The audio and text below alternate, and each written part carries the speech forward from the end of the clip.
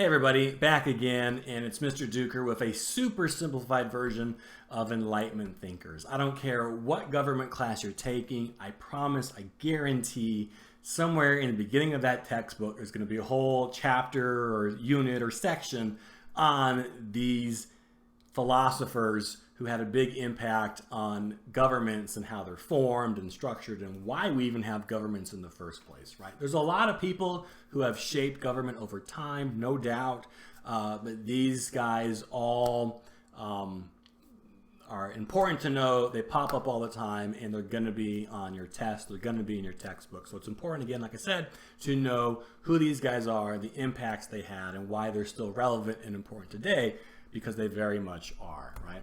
So the first thing we got to go over is what the heck is the Enlightenment, right? So the Enlightenment is a time kind of like in the 1700s.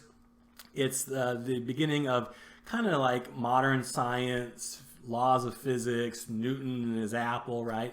Basically, people are trying at this time to understand what are the underlying kind of rules and laws of nature, right? Isaac Newton, father of physics. Apple fell from the tree, and he's like, well, why does an apple fall? Most people would always say, because it always falls. But he tried to understand what actually is making the apple fall. And so through the creation of physics, was able to take things like the mass of the apple and the distance from the ground, and with a formula, accurately predict, how fast and how far and how long it will take that apple to hit the ground. And then when that happened, people start creating formulas and scientific theories to explain everything in the world. And sooner or later, people start taking those ideas and applying them to government, applying them to people, right? If we can better understand the underlying kind of mathematical formulas that make people tick, that makes a society function, that makes governments work, if we can understand those kind of hidden meanings, maybe we can create better, more responsive, more fair governments to kind of keep society in order and make things more fair and better for people. So that's the idea, right? So these are guys from the Enlightenment, philosophers who are, what's popular at the time, trying to explain what was kind of before unexplainable, or trying to accurately predict the reasons why people do things, the reasons why governments should exist, and how best to get those two to kind of mesh and match together, right? Better understanding humanity and society. So, now that we know what the Enlightenment is about, there's, I think, 5 guys here I got that are major players in here and have a big impact on governments and how they're formed. And the first guy is a guy named Thomas Hobbes, right? Hobbes is kind of the first very important guy who really kind of studied people and governments and how they interacted. And he kind of has a pessimistic view on human beings. Hobbes famously said that the state of nature, right, that human beings kind of by ourselves, or if you were to go back in time before there were governments, basically he said that life for people was nasty, brutish, and short, right? It wasn't pleasant. Lots of wars, lots of stealing, lots of killing, lots of abuse. That's how humans are wired, right? We are savages to each other, and when push comes to shove, we have no problem as human beings to, again, survival of the fittest, take what we need from somebody else, to be selfish, to worry about ourselves, and to use violence to get what we want. It kind of gets in the way of having peaceful society. And so what we do is we need governments then to protect us from ourselves, right? Because left to our own devices, we would be kind of in a state of war. And so government is the only thing keeping us kind of from each other's throats. So if that's your view of people, government becomes very important, because again, it's the only thing keeping us from going back into caveman days. And so government is around to protect us from each other. Because of that, it's important that you have a strong, powerful government that can ensure the safety of everyone who lives underneath it. So he's a big benefactor, or he's big on powerful governments. Government with the power to do whatever is necessary to keep people safe. And he believed in something called the social contract, this unwritten rule between people and their leaders, where there's this idea that as a society, we agree to willingly give up some of our rights to our governments in exchange for safety and protection. It's kind of a two-way street, right? There's limits on things we can do. There's limits on the things that we can say. And so we accept those limitations because we know it keeps us all safer in the long run, right? If someone, talks bad about me on the internet, I just can't go and bash them in. I can't go and attack them. Not that I would ever do that, because again, that would not, that would be a violent act, and the government says you can't, do that. In turn, people can't come and do that to me. So I guess I lose that right, but I'm safer, right? Or another way looking at it, maybe a more civilized way, when you're on the highway, right? There's speed limits put in place. Now that limits my freedom to drive crazy, to drive as fast as I want, to drive the way I want to. But I think we can all agree speed limits are a good thing because it keeps us all safer, and the highway isn't a demolition derby every morning. I mean, sometimes it is, but we're all safer by accepting those limitations on our right to speed and drive crazy, right? So that's what Hobbes is all about. Limiting your rights for more protections, powerful governments that protect us from each other. He was very big into like kings, right? That you needed one person, or the best kind of government was having one person in charge who could be consistent and fair and rule people kind of like a king. That's what he was in favor of. But again, social contracts, less rights for more protection, life nasty, brutish, short. That's Hobbes, a very kind of negative view on people. The opposite of him would be a guy named John Locke. John Locke is kind of the more pleasant version, very much kind of the opposite of what Hobbes believes. So Locke is a French guy. He's English? No, Locke is English, I'm sorry. And he says that people aren't savages. People are actually mostly good and reasonable, and that if left to our own devices, human beings, we live in communities, right? We desire companionship. We work better in groups. And because we're communal, we work better with others. We need a government then not to protect us from each other, because we protect each other already. We need a government then to protect our rights. He's a strong believer in natural rights, that everybody is born with certain unalienable rights that cannot be taken away, like the right to live your life the way you want to, the right to not be attacked by others, property and stuff like that. Okay, and so government's job is to protect those rights from being lost. And he also believes in social contract, but instead of giving away our rights for freedoms, we believe the government's job is to protect those rights in the first place. And this is very important for later on in your government class. If the government can't protect those rights, there's a hidden natural right that we don't talk a lot about, but people have the right to overthrow their government when it's not working in their best interest. You can maybe see why governments don't like to talk about that a lot today, but Locke says that's a right that everybody has. When your leadership is not working towards you, it's your right to get rid of it and put a new government in place that will protect those rights. So that's John Locke. You might be able to kind of see how he's important when it comes to like the United States and especially the Revolution. He had a big impact on Thomas Jefferson and the other forefathers when they created the United States. But Locke, again, mostly good people, natural rights that we're all born with, and that government is to protect the rights. And if it doesn't, throw it away and make a new government that will protect the rights and do what that broken government couldn't do before. Next, you have a guy named Jacques Rousseau, Jean-Jacques Rousseau.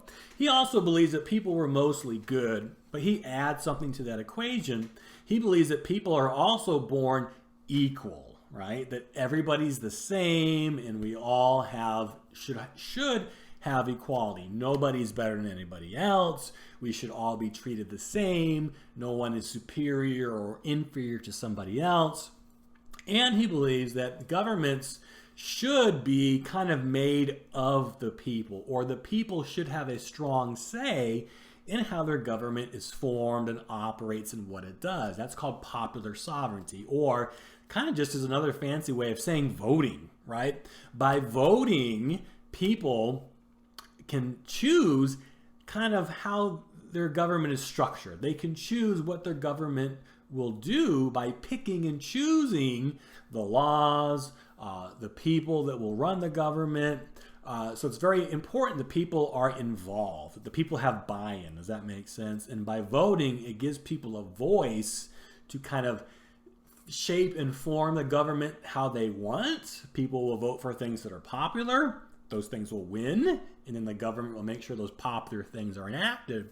But in turn, it also makes sure that the government is accountable towards the people. If the government, say you get voted into office, you run for election, you win, and you say you're going to lower taxes, which is what most politicians say.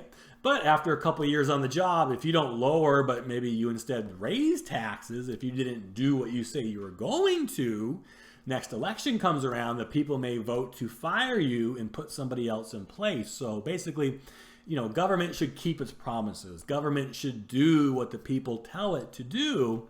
And if not, the people may vote someone else to run that government going forward, right? So voting is very important in governments. It's that interaction between your leaders and your laws and the people. And so there's some back and forth there, and the people have a say on how the government is structured. Not by shouting the loudest, not by being the angriest, but just by voting, right? Popular sovereignty. What the people want is what the government should do. All right, almost done here. Trying to keep it quickly. I think, two more left. Baron de Montesquieu is another French guy. Most of these Enlightenment thinkers were French. And he was a thinker who went back and looked at governments in the past, and he saw how a lot of, especially in ancient times, governments that end up falling apart or don't last long is because too much power falls in the hands of too few people, or too much power gets concentrated into too small an area. So the best way to protect people's freedoms, protect the government, protect people's property, the best way to protect ourselves from government is to divide that government up into pieces so no one piece can become more powerful than another. Or today we call that separation of powers, right? Think of the United States. We have 3 branches of government: the executive, judicial, and legislative branches. And all 3 of them have to work together to get the most basic things done in our country. The president can't run everything by himself. Congress just cannot do what it wants. And the courts are a little limited to what, they need the other 2 to kind of keep them in business. And so, again, by taking the powers of government and spreading it around, the government kind of has to work with each other, or if one part becomes too powerful, there's other parts of government to kind of bring them down, to keep them in balance. That makes the government sustainable. That keeps the government balanced. That keeps the government fair. And that should keep a government survivable. It will last for a long time because it won't tear itself apart, is kind of what happens a lot in history. So Baron de Montesquieu, he comes up with the idea of separation of powers, taking the government and just kind of chopping it up into pieces so it has to work with itself to get things done. Last and not least is Voltaire. Voltaire is another French writer, and basically you can sum everything up about Voltaire down to a very famous quote. I do not agree with what you have to say, but I'll defend to the death your right to say it. Voltaire is a big proponent of freedom of speech, that people should have the right to express themselves, to think the way they want to think, freedom of speech is huge if you think about it, right? Freedom of expression. saying whatever you want, dressing however you want, right? Hanging out with the people that you want to, practicing the religion that you want to, reading the books that you want to. That's all expression. That's all freedom of speech, and it's all okay according to Voltaire, right? There should be no limits on what you want to say or act, or not act, but what you want to say and think and how you express yourself as an individual. You have the right to do that. Even if Voltaire doesn't agree with what you have to say. He may think that you're wrong. He may think that you're stupid. He may think this is whatever you do, or so. It doesn't even matter, okay? I don't have to like what you have to say, but he said, I'll defend to the death. I will fight and die to protect your right to be as ignorant as you want to be, right? And especially today with the internet, social media, freedom of speech is very much in it shouldn't be, but I mean it is. It seems a lot. What people can say and who can say it. There's a lot of limitations we like to put on ourselves, I guess you could say. And Voltaire would be very much against that, right? Say whatever you want, and I will protect and fight to give you that right to do so. Very powerful, comes from Voltaire. He gets credit for coming up with freedom of speech, which I'm sure you'll probably come across later on when you study government. All right, so that's it. The 5 thinkers. Just to kind of wrap it up, this is like a little activity I would like to do in my class when I would teach it. So I got 2 pictures here, and what I want you to try and do is give you a minute. Think which of those 5 guys which one of them fits with this picture. Does that make sense? I got a picture of a bombed, ruined city, and then a police officer, right? Each of these pictures represents one of those guys from the slides, and I want you to think of who would best be associated, which of those thinkers best fits with those pictures and why. Of course, I'll drink my coffee for a minute while you think. Got nothing else to do.